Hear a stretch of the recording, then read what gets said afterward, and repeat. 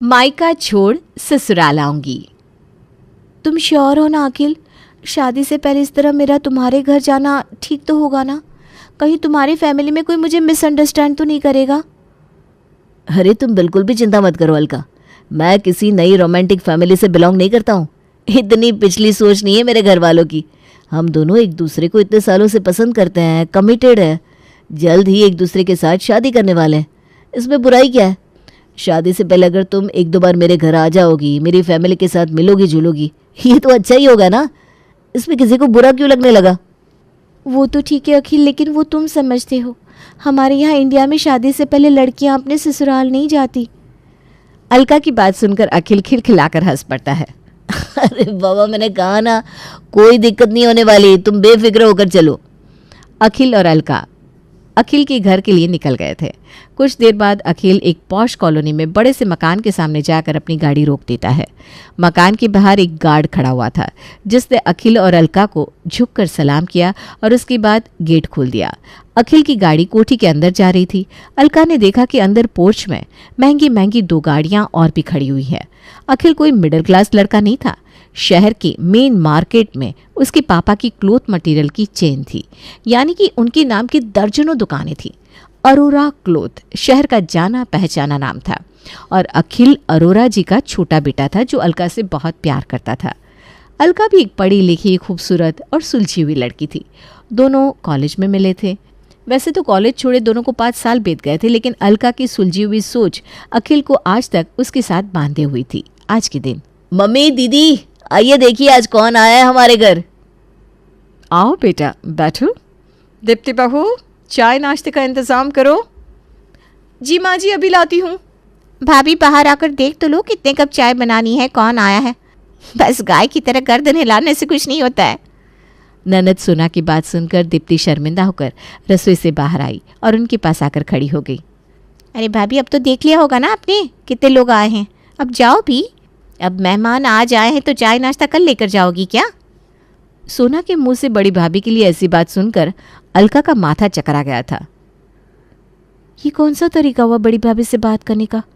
और वैसे भी शादीशुदा ननद का इस तरह से बात बात पर भाभी को टॉन्ट मारना किसी भी तरह से सही नहीं है। एक बार को मम्मी जी कुछ कहती तो समझ में भी आता, लेकिन ननद का भाभी को इतना कंट्रोल करके रखना सरासर गलत है। अलका सबके चेहरों के भाव पढ़ने की कोशिश कर रही थी। सोना बात बात पर दीप्ति को टोकती और बेशर्मों की तरह हंसने लगती, लेकिन अखिल, उसके बड़े भाई और सास मनीषा, किसी को भी इस बात से कोई फर्क नहीं पड़ रहा था, मानो ये उनके लिए एक आम बात हो। घर में सबका रिएक्शन देखकर तो यही समझ में आ रहा है कि सोना दीदी ये कोई पहली बार नहीं कर रही है, बल्कि ये उनकी आदत है। इसीलिए घर में किसी को भी उनका इस तरह से बार बार दीप्ति भाभी को टोकना गलत नहीं लग रहा। अच्छा बेटा, कहाँ तक पढ़ी हो तुम? मम्मी पापा क्या करते हैं?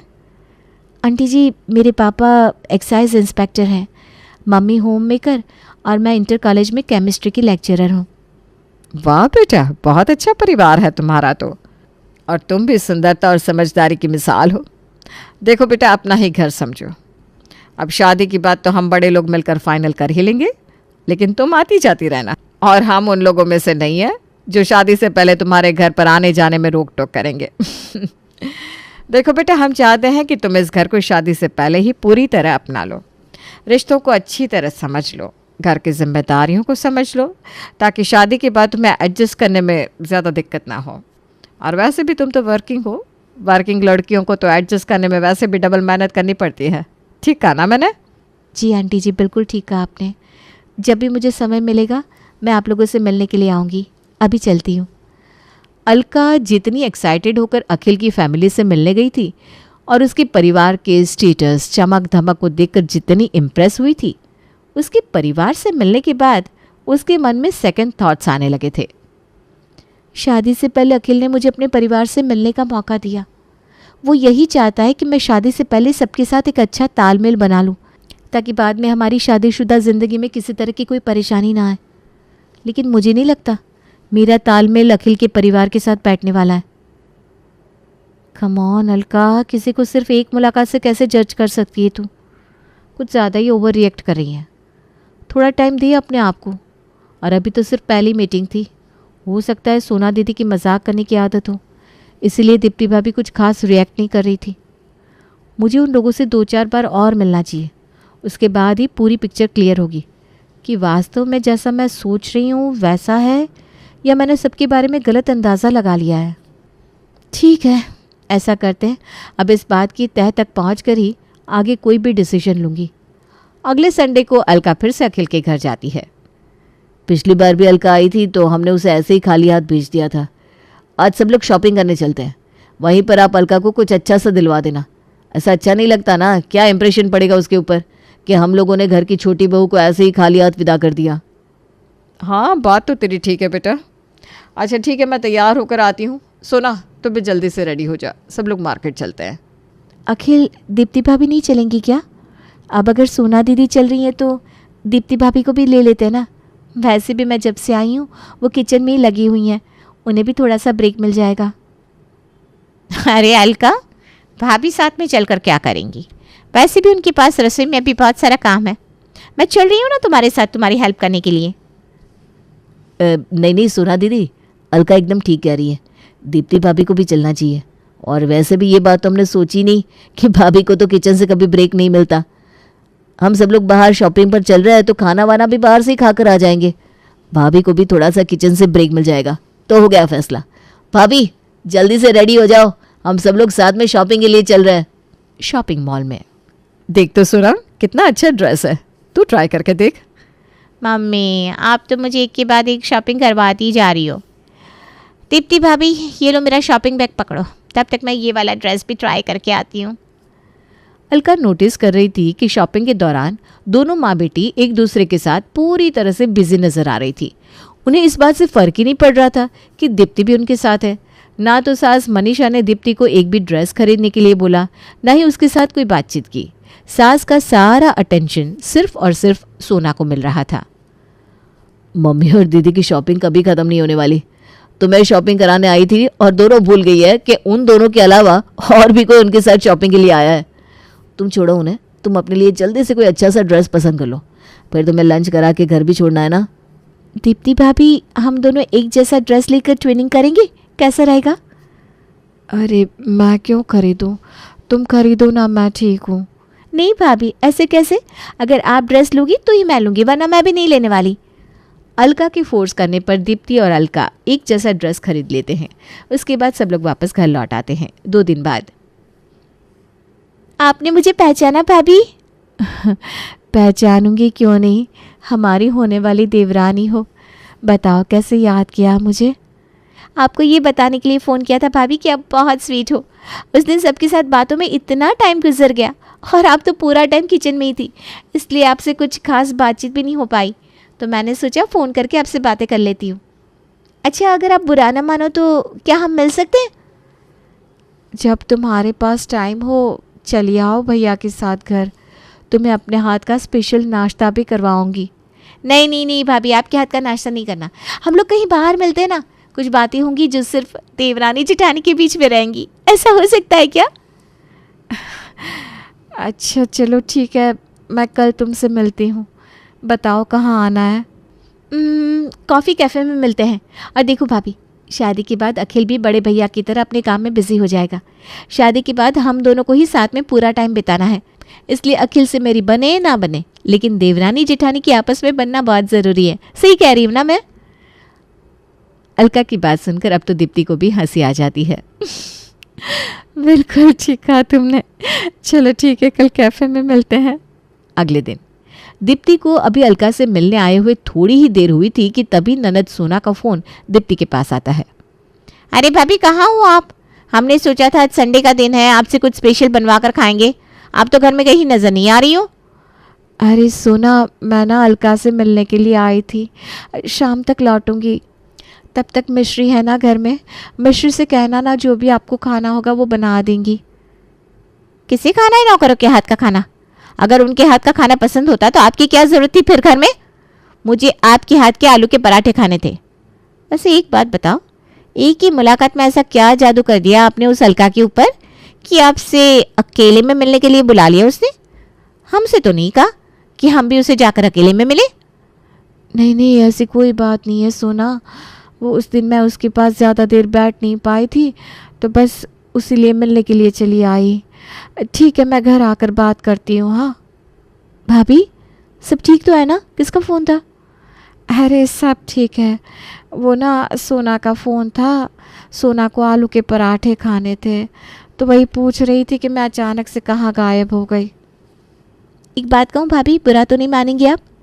ये सोना दीदी का बात बात पर आपको इस तरह से टॉन्ट मारना आपको ठीक लगता है? मेरे पूछने का मतलब है कि ये उनकी आदत है या फिर मैं ज़्यादा सोच रही हूँ? अब मैं क्या बताऊँ तुम्हें अलका, अभी तुम इस घर में आई नहीं हो ना। जब आओगी तो सब समझ जाओगी। भगवान का दिया हुआ इस घर में सब कुछ है, रुपया पैसा धन दौलत नौकर चाकर रुतबा, लेकिन सिर्फ एक चीज़ की कमी है और वो है अंडरस्टैंडिंग। हमारे परिवार में बहू को समझने वाला कोई नहीं है। माँ जी को भी सोना के आगे कुछ नज़र ही नहीं आता। कहीं जाना हो तो सोना, कुछ खाना हो तो सोना, कपड़े खरीदने हो तो सोना, सामान आएगा तो सोना की पसंद का। बहू की तो कोई गिनती ही नहीं है परिवार में। मेरा नाम तो माँ जी के मुंह पर केवल तब आता है जब उन्हें चाय या नाश्ता चाहिए होता है। इतना बड़ा घर है, पैसों की भी कोई कमी नहीं है घर में, फिर रसोई की सारी जिम्मेदारी अकेले आपके ऊपर क्यों है भाभी? घर में खाना बनाने के लिए कोई नौकर नहीं है और मैं भी जॉब करती हूँ। शादी के बाद मैं भी रसोई में इतना समय नहीं दे पाऊँगी और मुझे तो ये बात सोचकर ही बुरा लग रहा है कि अब अकेले ही इतना सारा काम करती हूँ। देखो अलका, मेरी तो शादी हो चुकी है और अब कुछ भी नहीं किया जा सकता। किसी की आदतों को सुधारना इतना आसान नहीं होता। सोना की ना शुरू से ही आदत है, ससुराल में तो उसका कम ही मन लगता है। बात बात पर मम्मी जी फ़ोन करके उसे मायके बुला लेती हैं, फिर जब भी सोना आती है तो 2-4 दिन रुक कर जाती है। मैंने आज तक सुना था और आज अपनी आंखों से देख भी लिया कि जिस परिवार में ननद का ज़रूरत से ज़्यादा इंटरफेरेंस होता है ना, वहाँ पर भाभीयों की अहमियत ना के बराबर होती है। आपकी शादी हो चुकी है भाभी, आप अपना रिश्ता छोड़कर भाग नहीं सकती, लेकिन मेरी शादी अभी नहीं हुई है और मैंने सोच लिया है कि जब तक ननद मायका छोड़कर नहीं जाएगी मैं ससुराल नहीं आने वाली। देखो अलका, ऐसा मत करो। मैं नहीं चाहती मेरी वजह से तुम्हारा रिश्ता अखिल के साथ टूटे। अखिल बहुत अच्छा लड़का है, तुमसे वाकई में बहुत प्यार करता है। तो क्या भैया अच्छे इंसान नहीं है? वो आपसे प्यार नहीं करते? नहीं, वो भी बहुत अच्छे इंसान हैं, लेकिन वो इस बात को महसूस नहीं कर पा रहे हैं कि उनकी बहन के कारण उनकी पत्नी को घर में कितना इग्नोर किया जा रहा है। मैं भी तो वही कहना चाह रही हूँ ना भाभी कि जब तक ननद मायके में रहेगी ना, भाभी ससुराल में सुख से नहीं रह सकती। अभी तक मेरी शादी नहीं हुई, इसलिए अखिल मुझे इम्पोर्टेंस दे रहा है। कल को जब मैं शादी होकर इस घर में आ जाऊंगी ना, तो मैं भी घर की मुर्गी दाल के बराबर हो जाऊंगी और फिर मेरा भी वही हाल होने वाला है जो आज आपका हो रहा है। मम्मी जी आज आपको इग्नोर कर रही हैं, कल को मुझे भी इग्नोर करेंगी और मेरा पति सब कुछ देखकर भी अनजान बना रहेगा। मुझे ये बात कतई बर्दाश्त नहीं है। देखो अलका, मैं तुमसे बड़ी हूँ, तुम्हें अच्छी ही सलाह दूंगी। मेरी बात मानो तो तुम ऐसे मैदान छोड़कर भागो मत, बल्कि जो भी प्रॉब्लम है ना उसका डट कर सामना करो और प्रॉब्लम को सॉल्व करने की कोशिश करो। बाकी तुम्हारी मर्ज़ी। और हाँ, तुम्हें अपनी छोटी बहन समझा इसलिए सब कुछ साफ साफ बता दिया। चाहती तो झूठ बोलकर तुमसे बातें छुपा भी सकती थी, लेकिन तुम्हें भी 4 दिन बाद इसी घर में आना है। मैं तुम्हें अंधेरे में नहीं रखना चाहती थी, इसलिए सब कुछ खुलकर बता दिया। दीप्ति के जाने के बाद भाभी की बातें ठीक है। आखिर ऐसे शादी के लिए मना कर देने से प्रॉब्लम सॉल्व नहीं होने वाली। और अगर मैं अखिल से बोलूँगी कि तुम अपनी बहन का मायके आना बंद कर दो, तो ये बात सुनने में उसे बहुत ख़राब लगेगी। मुझे कोई और तरीका अपनाना होगा जिससे कि सोना दीदी खुद ही मायके आना बंद कर दे। कुछ दिन के बाद अलका अपनी ननद सोना को फ़ोन करती है। अरे सोना दीदी, मैं आपसे मिलने के लिए आपकी ससुराल आई थी।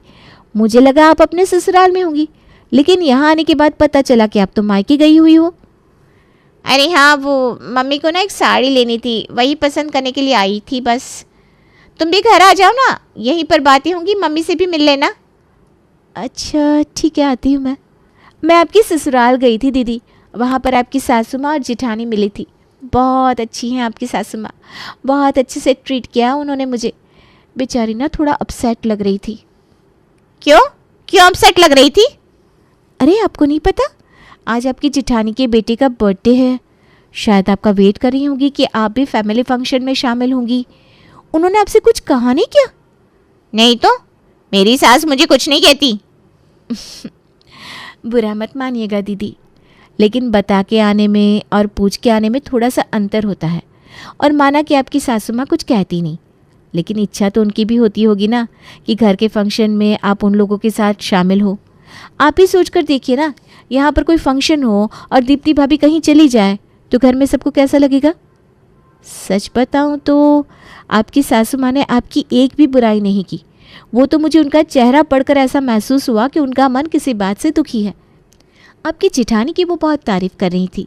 बिल्कुल माँ बेटी जैसा रिश्ता है दोनों में। बेशक दीप्ति भाभी पूरा दिन मम्मी जी के आगे पीछे घूमती हैं, उनकी पसंद का खाना बनाती हैं, लेकिन वो रिश्ता मम्मी जी और दीप्ति भाभी में नज़र नहीं आता जो आपकी सासू माँ और जेठानी में मुझे नज़र आया।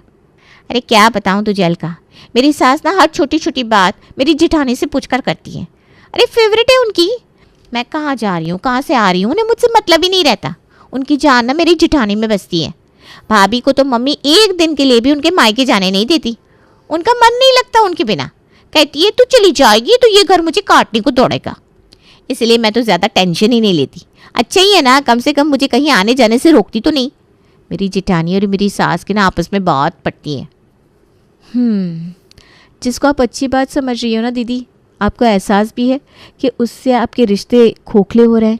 आपकी शादी को इतने साल हो गए और अभी तक आपका आपकी सास के साथ कोई बॉन्ड ही नहीं बन पाया।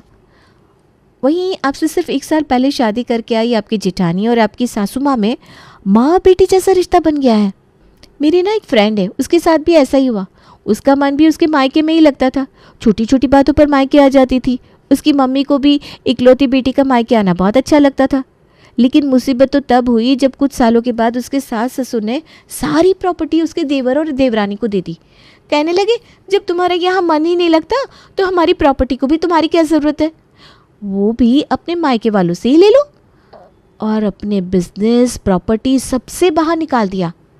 दूसरी तरफ जब उसके भैया भाभी को पता चला कि श्वेता को उसके ससुराल वालों ने बेदखल कर दिया है तो भाई भाभी ने भी उससे मुंह मोड़ लिया। उन्हें भी इस बात का डर सताने लगा कि कहीं वहाँ से बेदखल होने के बाद वो यहाँ की प्रॉपर्टी में अपना दावा ना ठोक दे।